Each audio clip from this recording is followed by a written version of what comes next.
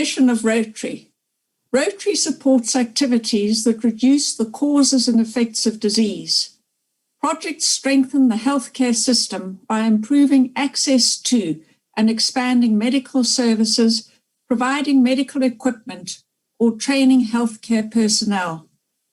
The unrelenting surveillance in the prevention, treatment, and control of communicable diseases in Africa.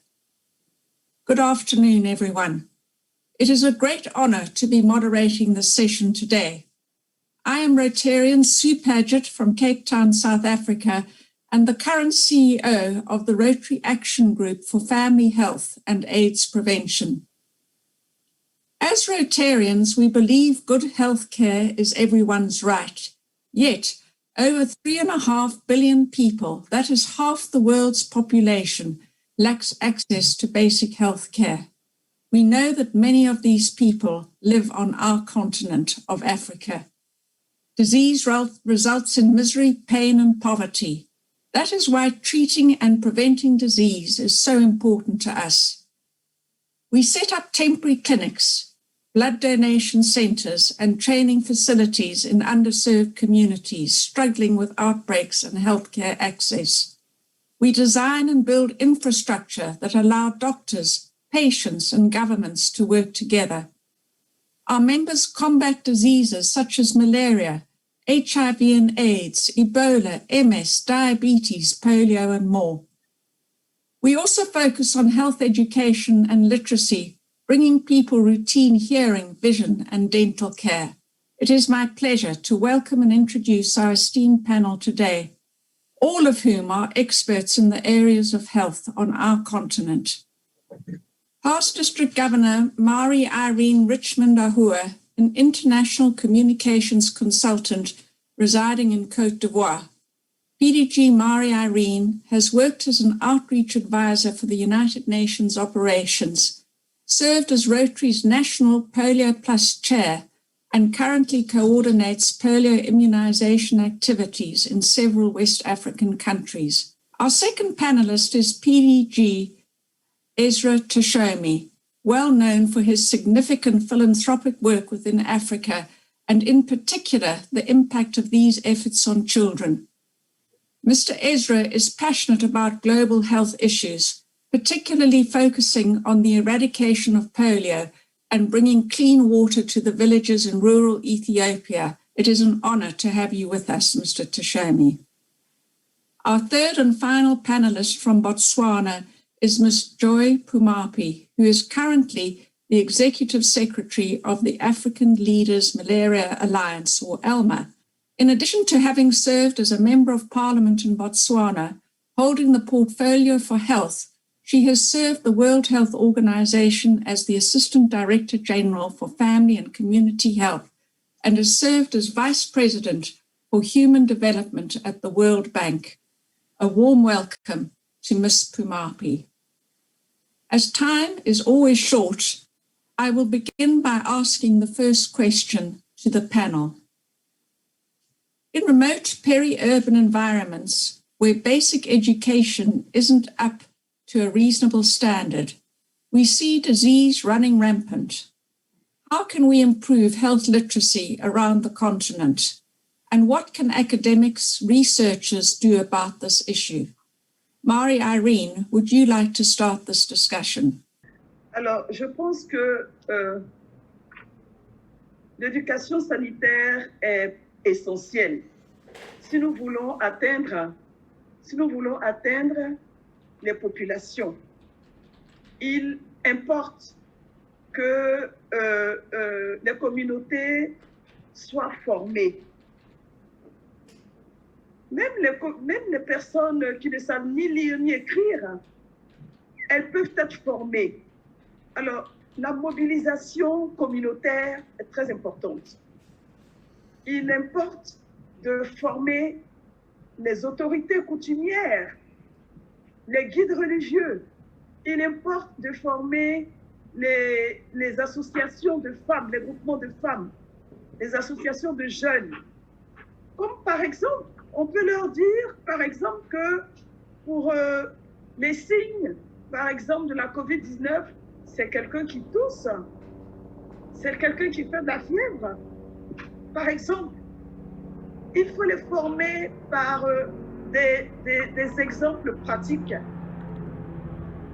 et les amener à collaborer avec les infirmiers, par exemple, dans les zones rurales, de telle sorte que lorsqu'ils détectent, ils voient les signes d'une maladie, ils peuvent tout de suite identifier cette maladie, détecter cette maladie et être le relais entre les populations rurales, par exemple, et l'infirmier de la communauté. La formation est essentielle. L'information également. Il faut apprendre aux personnes comment détecter telle maladie, comment traiter telle maladie, par exemple. Les former, les informer, une bonne communication, et puis il faut prévenir. Il faut prévenir en offrant, par exemple, du matériel pour lutter contre telle ou telle maladie, par exemple. Joy, would you like to add to that? Thank you so much. That is a very, very important question. As you yourself have said when you're introducing this panel, Rotarians play a critical role, but the most critical role that they play in health is at community level, working with the people.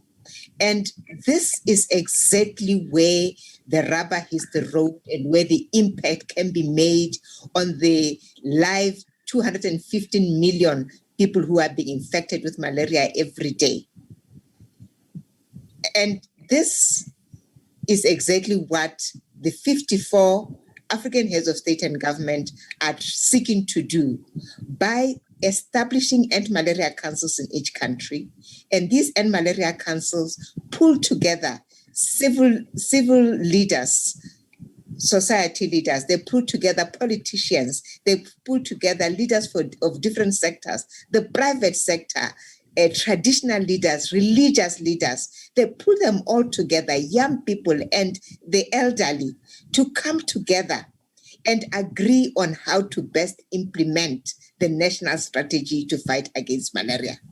And when these people have an instrument, a tool that they can use to monitor progress, to measure it, and to be able to review the bottlenecks and assign responsibility for resolution, then a lot of good things happen. And this is where Rotarians are actually having a big impact in countries like Zambia, in countries like Uganda. Ezra, what is your experience, especially in terms of your experience with polio eradication in Africa and how that aligns to the COVID-19 pandemic? Yeah, thank you, Sue. The polio experience has given us, like Joy said, is to really, we have established clinics.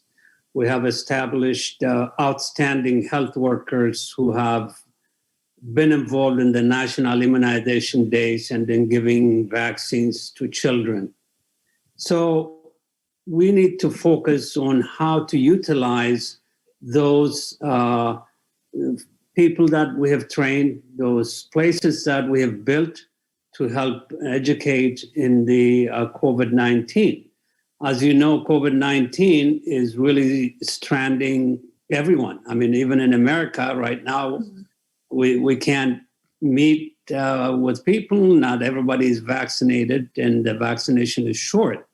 So I would see in Africa where COVID-19 could decimate the entire population, because in Africa, we're very close, families are close, friends are close, and that closeness, and in addition to lack of clean water and sanitation to wash hands, those kind of things are going to generate more disaster than in the other places. So Rotarians definitely could help in providing some of the needed PPEs and hopefully the vaccines as well.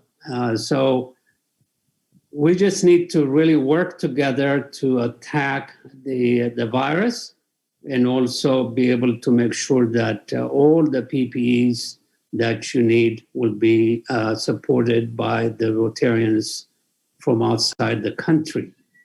So I would say that my experience in Polio Sue is that the legacy will continue, and the outstanding health workers will educate, will go out and work, and they know the community, they know the area. So in that sense, we have done a wonderful job to really help and hopefully avoid the COVID-19 transmission without killing so many of our children. Thank you, Ezra.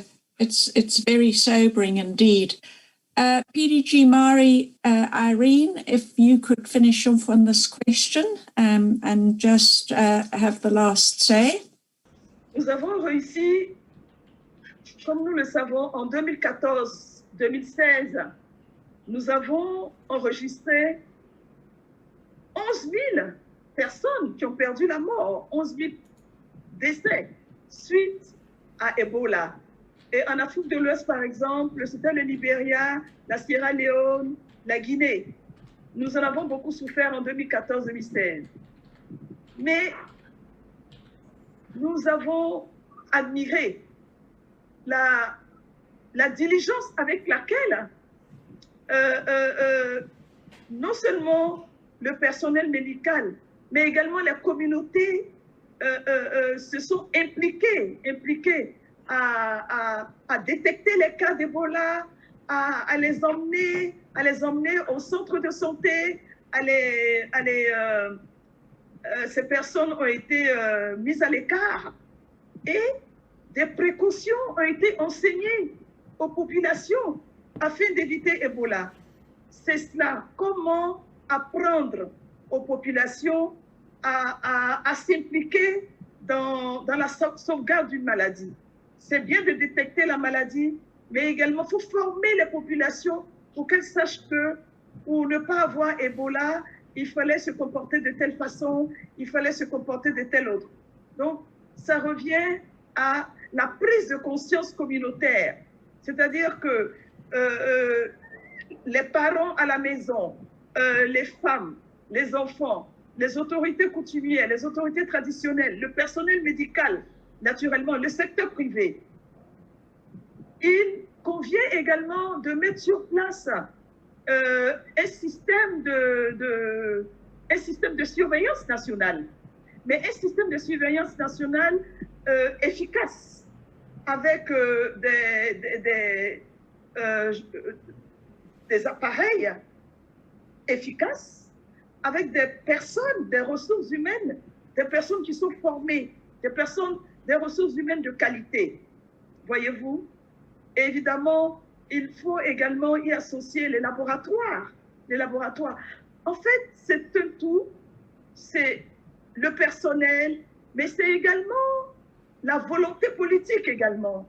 La volonté politique qui doit prévaloir et mobiliser des personnes, surtout dans la zone communautaire. C'est-à-dire que la base communautaire est très importante. Apprendre au Ebola, on a appris aux populations à préserver les femmes, les enfants qui sont plus vulnérables, voyez-vous, et des possibilités ont été démontrées que lorsqu'on fait attention, évidemment, on est épargné de la maladie. Et en 2014-2016, c'était Ebola, on a enregistré beaucoup de morts, mais il y a une prise de conscience. On n'a pas compté que sur le personnel médical. Chacun s'est impliqué pour prévenir, pour identifier les personnes qui donnaient des signes, qui les ont identifiés, mais également qui les ont présentés au centre de santé. Ces personnes ont été éloignées et des mesures ont été prises par toute la communauté. If we could move on. The next question, what is the consideration to using traditional methods in our efforts to disease prevention and treatment for many ailments that arise in the world? Traditional medicine is really I would say, the genesis of modern medicine, because a lot of medications are derived from plants. And we know that our ancestors really relied on plants to heal us and to act as medication.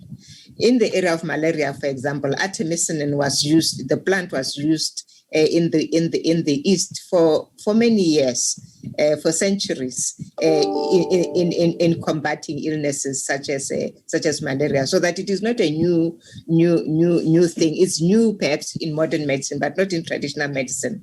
And in Uganda, for example, the Rotarian Malaria Partners have been planting mosquito repellent trees in the Karamoja region, in order to help the community combat malaria.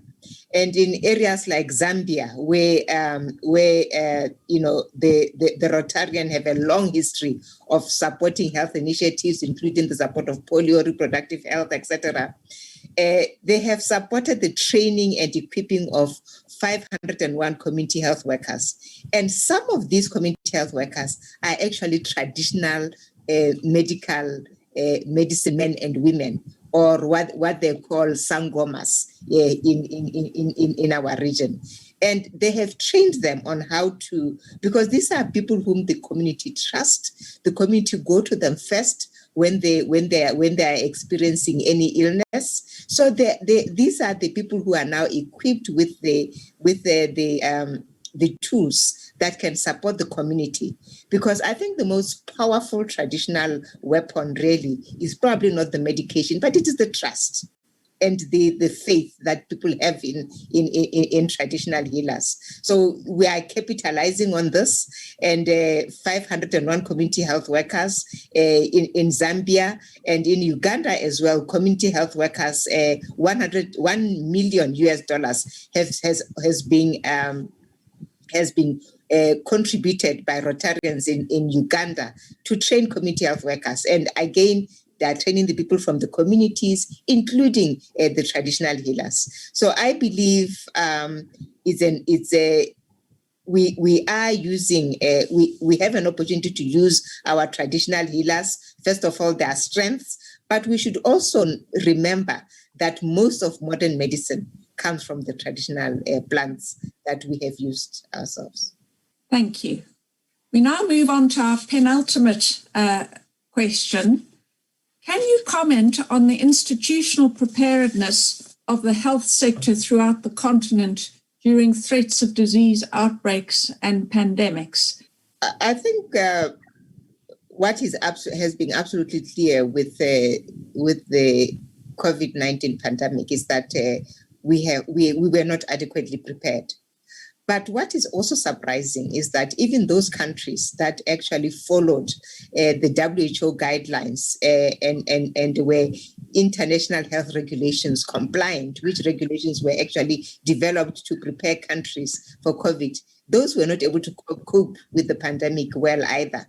So it means there is still a lot that needs to be done to get us ready to actually be able to effectively combat pandemics. But one of the most important things that needs to be done is to ensure that we have robust primary healthcare systems that can withstand the shocks of these pandemics. And we have been talking today a lot about communities. And I strongly believe that community health workers are the key. And this is a community health workers that are trained, that work across disease lines and across the life force, and community health workers that are part of a formal cadre of health workers so that they are properly compensated and whose work is therefore recognized, and they are given the tools such as real-time data using information technology, even if it is cell phone technology, in order for them to be able to properly monitor what is happening in the community, and that are equipped with the basic tools like rapid diagnosis tests for malaria, for HIV/AIDS, and the first line treatment for some of these conditions, even for pneumonia, which is a major killer amongst children. So I feel that we need to go back to the basics. And if the basics, the primary healthcare infrastructure is strong, then we will be able to withstand pandemics such as this. One of our biggest threats has been the slowness with which we're able to motivate behavioral change. Behavioral change has to happen at community level, it's a personal decision at family level. And the only people who have this interaction are people who are in the community. So the behavioral change is the key in a pandemic. We have learned this from Ebola. We have learned this from tuberculosis, from HIV/AIDS. We are learning it now from COVID-19. And those countries that were able to rapidly change behavior of their populations were actually able to recover faster and to control the pandemic faster. So I believe a strong message from this, a new normal. The new normal has to be a strong primary healthcare system that responds to the community and that is ever ready. And one important element, of course, I talked about community health workers, but it is data. And it is about real-time data that is going to inform decision-making and that is going to enable early detection of diseases so that we can control them. Well, sadly, we've come to the end of our session. And just to close off, if I refer back to the topic of our session today, the unrelenting surveillance in the prevention, treatment and control of communicable diseases in Africa. If I could ask each of the panelists to just do a summary takeaway from the session of points that we can hold on to as we end this session. And Joy, we'll start with you. I think for me, the important takeaway is that data has to inform decision-making. We have to make sure that we have robust surveillance, monitoring systems that are going to enable us to invest in the right areas and to detect diseases early and to be able to make the right decisions in controlling those diseases. And it also behoves us to invest in the community and to work with partners, robust partners such as Rotary International and the Rotarians around the continent that are already engaged in this area, but engage them more, make them part of the change, make sure that the success that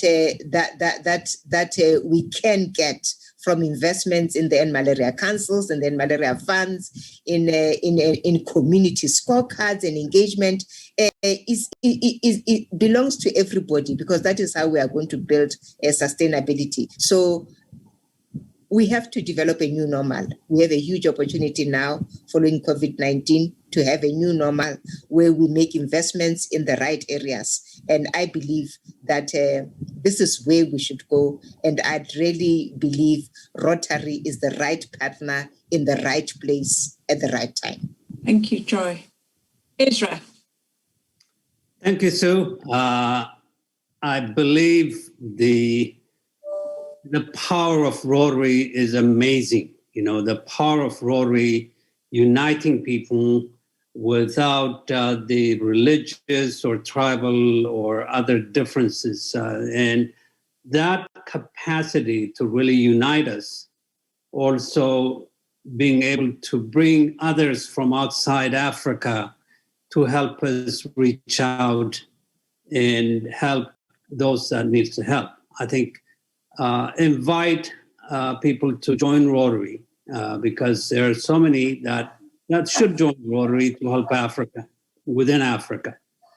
So use Rotary And within Rotary also the power of bringing other NGOs and organizations such as Bill and Melinda Gates Foundation, which is right here in Seattle. I work with them. And there are others like PATH, Rotarian Malaria Partners. You know, all those organizations are willing to help, and we are willing to work with you. So let's create the partnership to really increase the capacity of what we could do to reach out in every corner of in every village. Thank you, Ezra. And the final word to Mari Irene. La santé est essentielle en Afrique parce que la santé précède le développement.